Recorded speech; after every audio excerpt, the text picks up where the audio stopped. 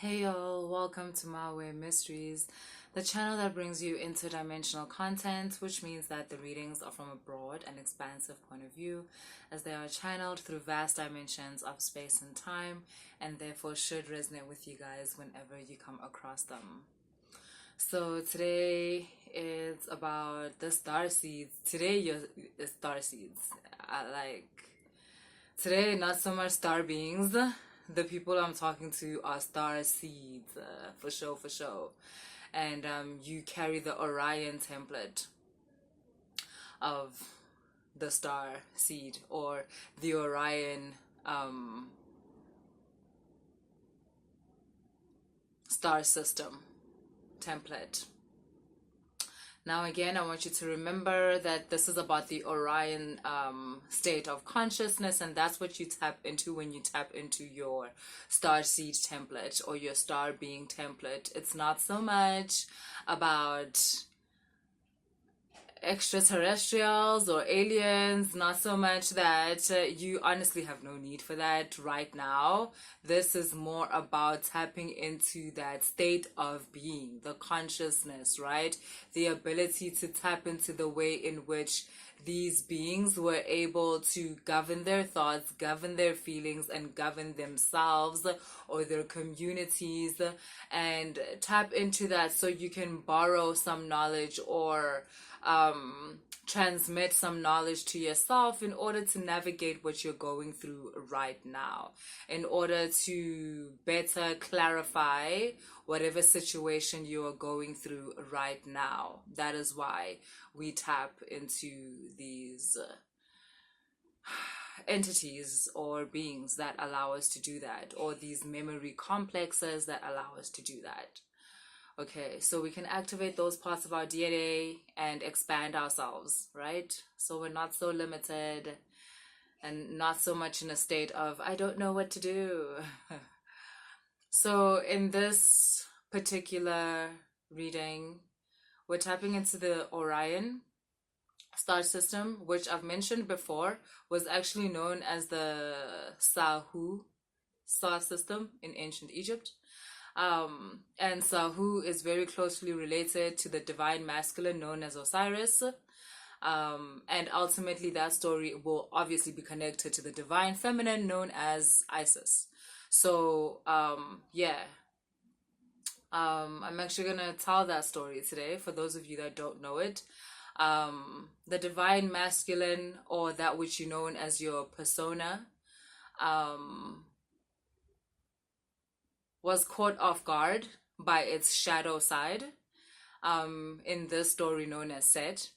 And because Set wanted to be, Set being the shadow aspect of you, wanted or wants to be the one that is on the seat. Set wants to be the one that is crowned. Remember when I was talking about Nzunza and how the prince becomes the king? Set ultimately wants that role. Your shadow side wants that role. And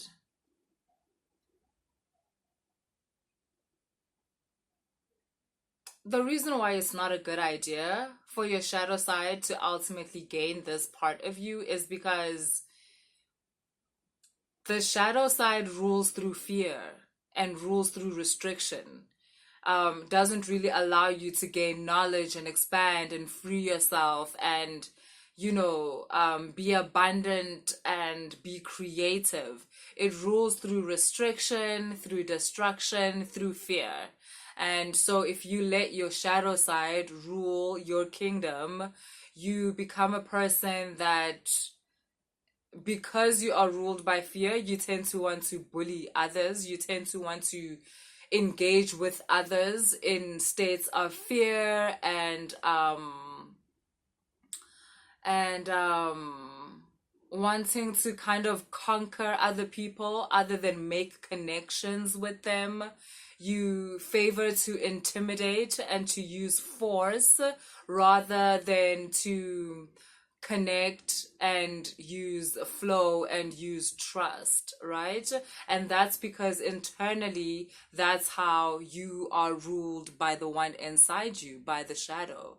So it is very much more beneficial that the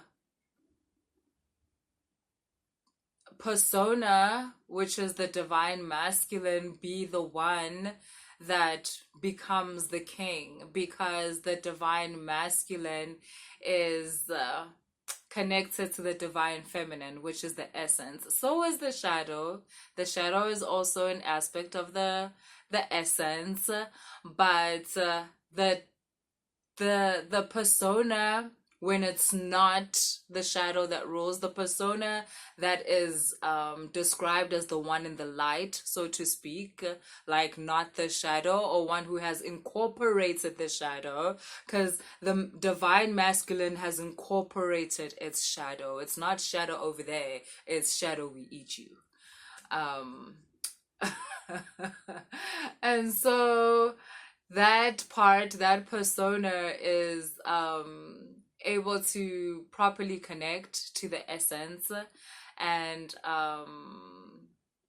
be in matrimony with the essence, which is the divine feminine, and allowing for creation, for abundance, for connection, and for flow, for expansion.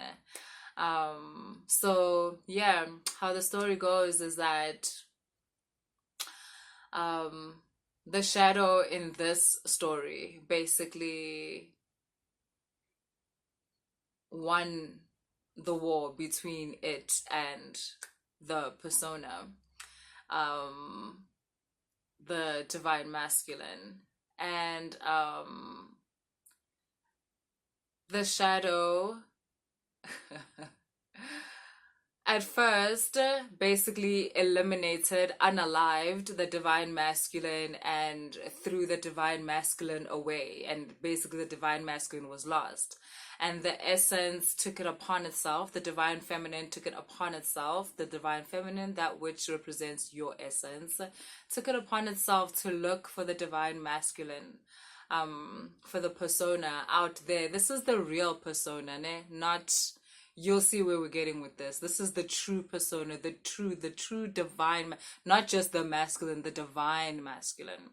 So the essence went out and looked and looked and looked and searched for the divine masculine until the divine masculine was found.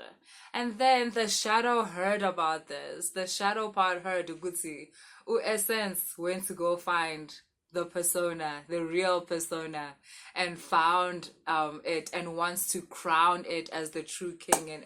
And Shadow was like, you don't know me. Listen, you don't know me. And then pulled up on these guys and took the persona again, the divine persona, that's what I should call it, the divine persona.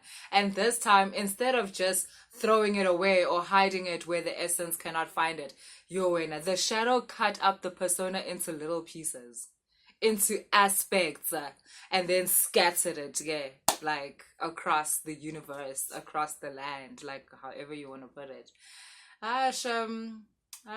Yes, the essence is really something else. Divine feminine is really something. I think divine feminine was like, boo, you're the one that doesn't know me. What you talk? And basically, essence as divine feminine looked for every single one of them pieces. Every single one of them. Found most of them, basically most of them. Only one piece was not found, and this piece she basically constructed herself.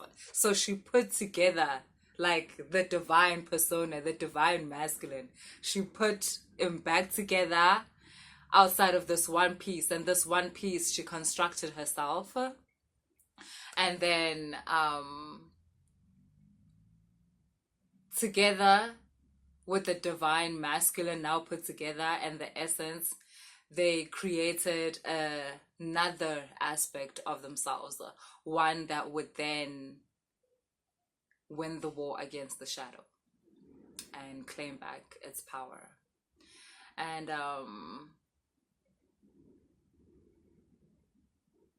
the whole thing about Orion or Sahu is about this journey in the underworld, which is basically when the divine masculine or the persona or Osiris, as some of you know him as, was in the underworld. And that's when he was basically in pieces or lost out there or separated, basically.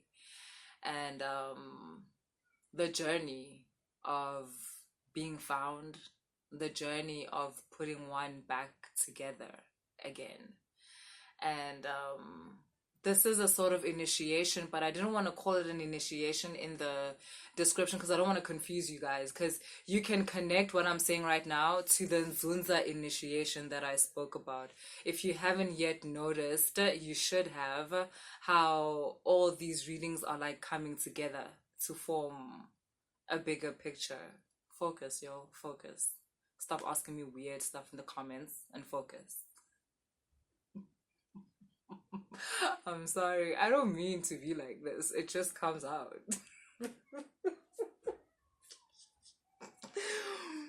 But yeah, a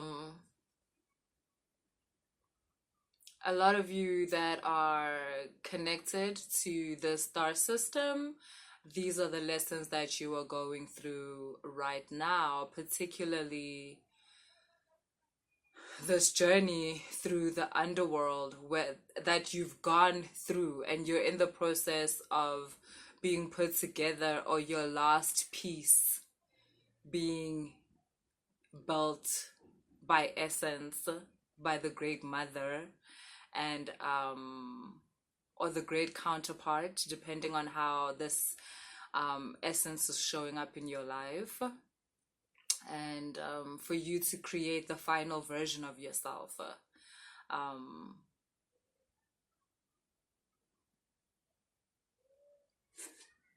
that finally beats the shadow. I mean, you understand what I mean by beat, right? Like, this is not one of those kill the ego type of thing. You know I'm not with that, so you get what I'm saying. Yeah.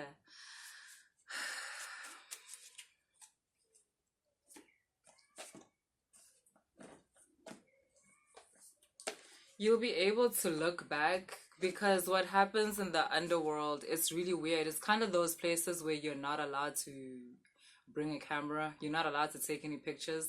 What I mean by that is that once you go through the underworld, you almost lose your vision. So even as a clairaudient or a claircognizant or a clear whatever person, you tend to lose that ability when you're going through the underworld.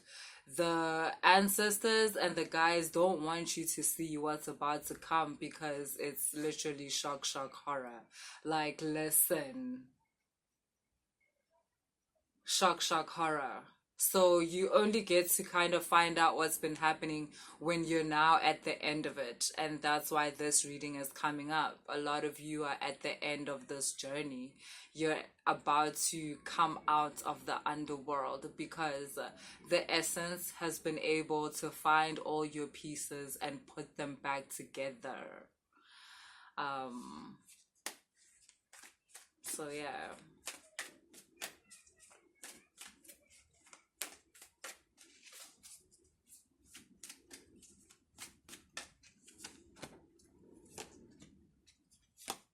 A lot of you may be feeling kind of tired, you're feeling overwhelmed, and now you understand why. A certain part of your life is coming to an end, and it's been a very hard part.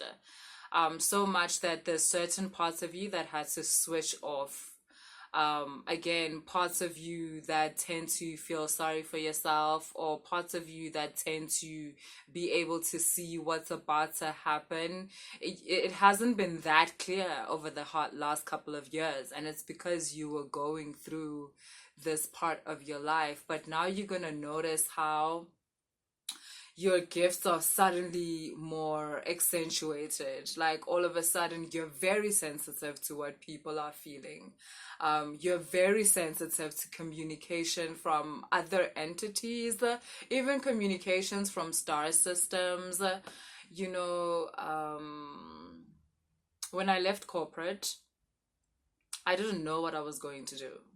Like, all I knew is that this part of my life was done and another part was going to begin, but I had no sense of the curriculum or anything like that. I didn't know I was about to enter like a mystery school or something like that. I didn't know. I didn't even know the concept of a mystery school at that time. I didn't know. I didn't know nothing.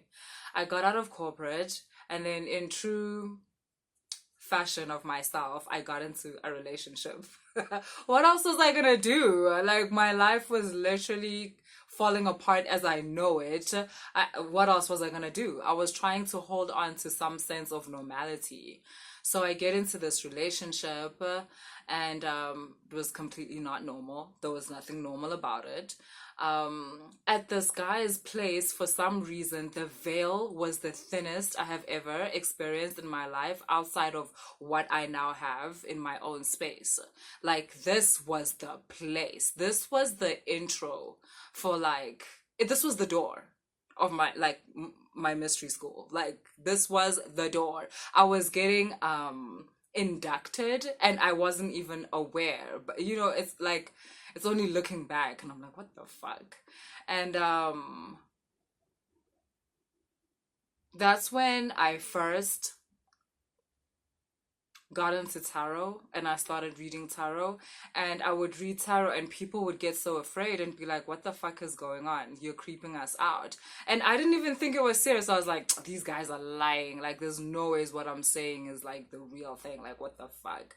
And later on, that was the first place where I was able to communicate with someone that had transitioned. That was the first time I'd ever done that. I didn't even, like, I was so scared to even say. I was like, spirit, get away from me. Like, there's no ways I am saying this shit.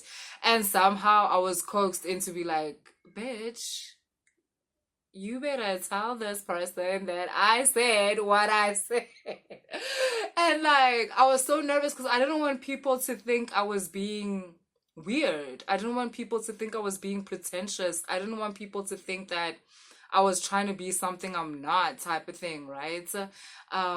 Especially because this person that I had chosen to be in a relationship with, oh my God, they were like obsessed with the occult and stuff like that. And like, at the time before that, I was just trying to be cool. Like, I wasn't really trying to do this shit. Like, I was just trying to be cool. And then shit got real. And I didn't want to seem pretentious because this was no longer being cool. This was like, yo,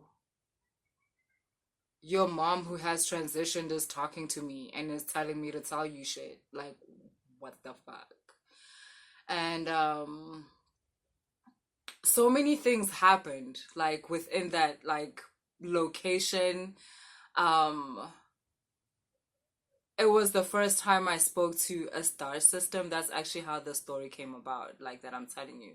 Because I think there's, like, the star systems, like, the star beings, your ancestral star beings want to speak to a lot of you guys.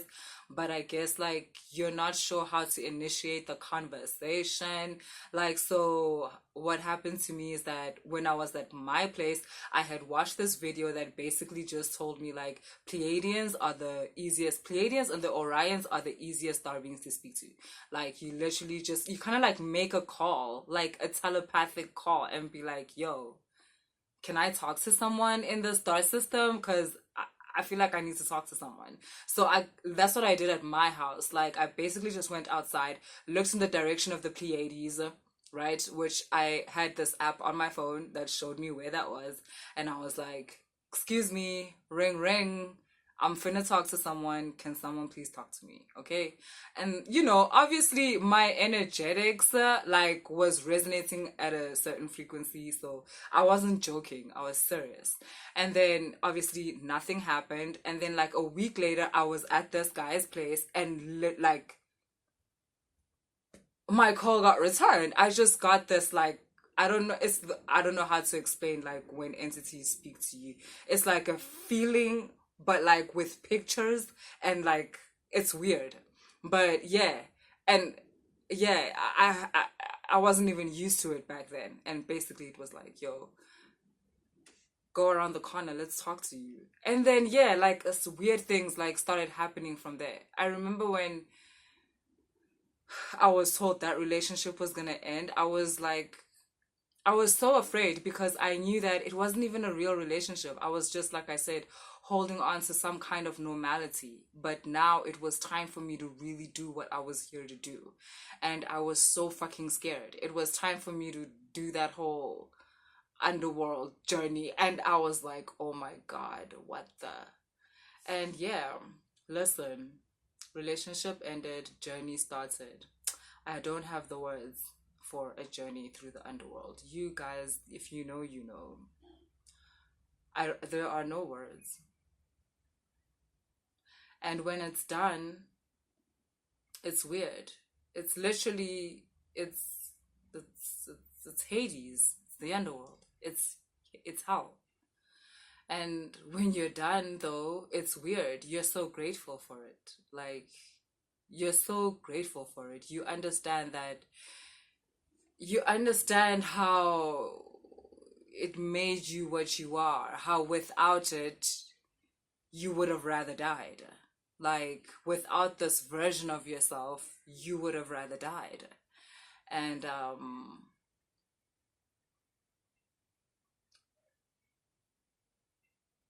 it takes so much love for someone to put you through that. By someone, I mean the essence, I mean the divine feminine.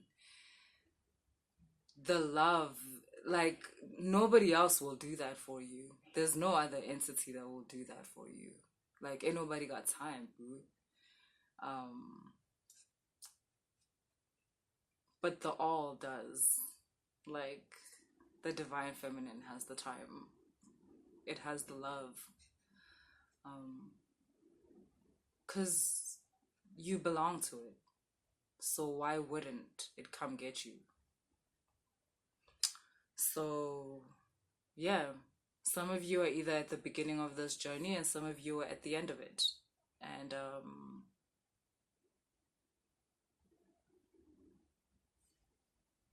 yeah, that's what I have for you guys. If you resonated with the reading, please like, share, and subscribe. And if you want to book a personal reading, all the information is in the description box.